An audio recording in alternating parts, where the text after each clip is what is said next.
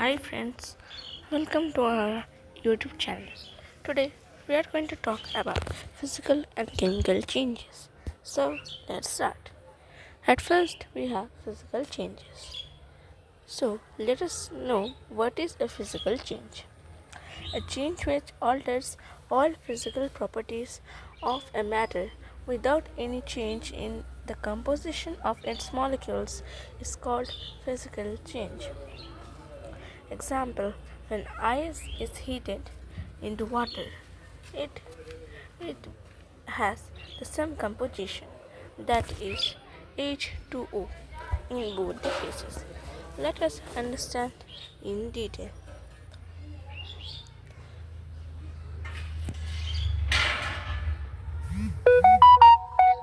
Now let us look at the features of a physical change. No new product or different product is formed. Generally temporary and reversible. No change of energy except solution. No change in mass of the substance. So let us understand them in detail. At first, no new product or different product is formed. When we are heating ice, water is forming, and that water will not have any different composition. Both will then have H2O. The next point, generally temporary and reversible. Yeah, they are temporary and reversible. For example, the water can be again cooled down to ice by the process of freezing. But I mention the word generally because it might always not the case. For example, when we are breaking the glass, they are glass only, but we cannot join them again without any other processes. Next is no change of energy. Like, for example, the heat or the energy taken by the ice to form water will be given out in the reverse process. And the last we have no change in mass of the substance. For example, 5 gram ice will meant to form 5 gram water and vice versa. Now let us look at some of the examples. Number 1. Turning an electrical bulb off. So here, if we turn an electric bulb off, it is a physical change because it will just glow and when we turn off, it just stop glowing.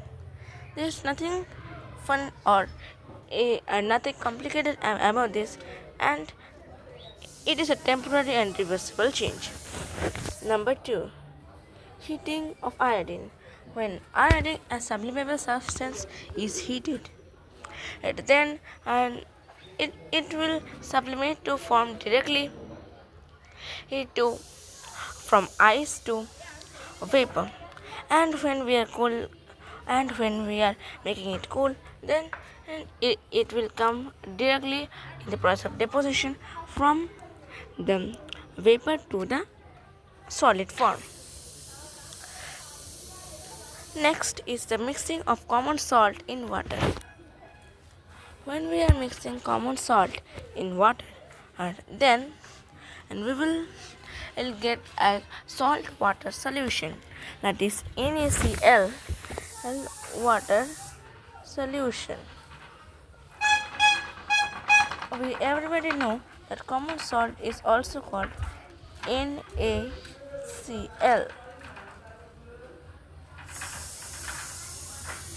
So when NaCl is dissolved in water, it forms a solution, and both the water and the NaCl, that is the common salt, has its own property retaining. So no new substance is formed, and it is reversible by heating in the solution. We can get the common salt. Next is magnetization.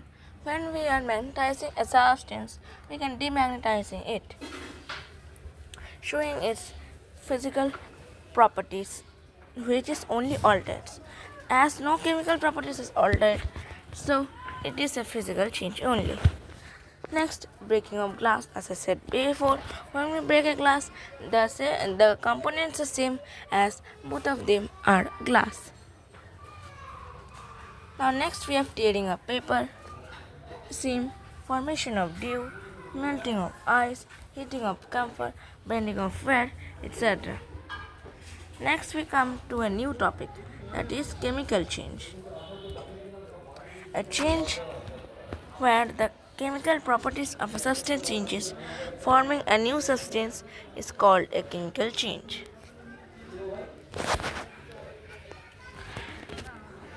For example, we have when 2H2O is heated, that means two molecules of H2O is given electricity, proper electricity, or very high heating, that can be only achieved by electricity. They form 2H2 plus O2, which are different materials. Like H2O is water, while H2 is hydrogen and O2 is oxygen. Here at first was water, then it divided into hydrogen or oxygen, which are totally different materials. Let us understand this in details. Features of a chemical change. New substance is formed. Like in the example of 2H2O giving out 2H2 plus O2, new substance is formed from water, hydrogen and oxygen, and hydrogen and oxygen separately does not or a mix in a mixture, that is not a compound, and does not act as high as water. Number 2, they are generally permanent and irreversible. It is difficult to make hydrogen and oxygen to form water and the vice versa process. Next, we have change of energy is compulsory. When we are changing in bonds of atoms making molecules, and the change of energy is compulsory, because as during the change of the bonds of the atoms in the molecule, energy is given out or taken.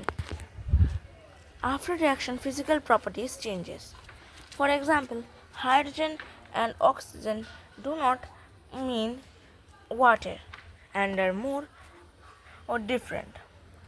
Some examples are rusting, photosynthesis, digestion, baking of cakes, formation of wine, burning of food, clotting of blood, ripening of fruit, and electrolysis, that is water separated into hydrogen and oxygen. And let us know some facts at the end of the session. Did you know separation of metals of alloy is chemical change, while alloying is a physical change? Because separation of metals from an alloy takes some chemical properties or chemical means to separate. It is not easy for separation. For example, if we have brass, that is a mixture of zinc and copper. Better, it is a mixture of alloy. That is, brass is an alloy of zinc and copper. So to separate it, when zinc is dissolved, when this is dissolved in sulfuric acid, that is H2SO4. Then in the zinc and the copper react to make zinc sulfide, that is ZnSO4, and releases H2 gas. Now the copper doesn't react and it is separated in the other side. And to separate zinc sulfide into zinc, we have another chemical process that is a bit tougher. So after all, we can understand that to separate zinc and copper from brass, we have to use chemical procedures. So let's look at the second thing, that while alloying is a physical process, that physical change, because alloying means just mixing two and they are in a mixture. Now let us get into our last topic, science in daily life. It is my favorite topic because I like to show that how science works in daily life. When we burn a candle, it takes O2 and produces CO2, while melting of wax is a physical change. Now let us understand.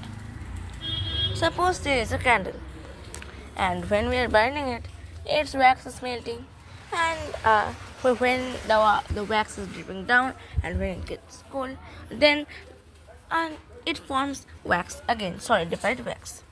So we can understand that this is a physical change because wax is wax from the first to last.